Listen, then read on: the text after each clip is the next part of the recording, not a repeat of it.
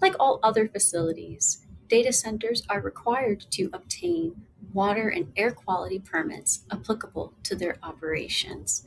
But beyond these basic obligations, the EPA has not adopted any additional permitting that applies exclusively to data centers. This means that data centers will have to turn to their states to determine whether additional permitting requirements exist.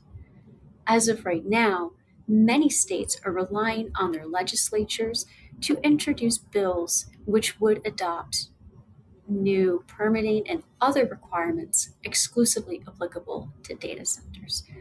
For example, in North Carolina and Wisconsin, bills have been introduced which would require data center owners and operators to annually report their water use and their energy use to their respective state authorities.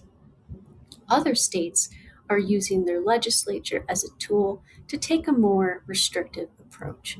One such state is New York, where a bill was introduced that would prohibit companies from obtaining any permit to construct, install, or operate a new data center.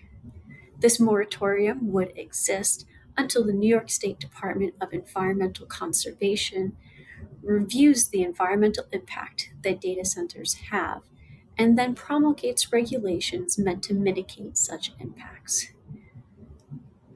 Until these bills are introduced, data centers do not have additional permitting requirements. To learn more about potential data center permitting obligations, please continue to follow Enhesa's tracking tools.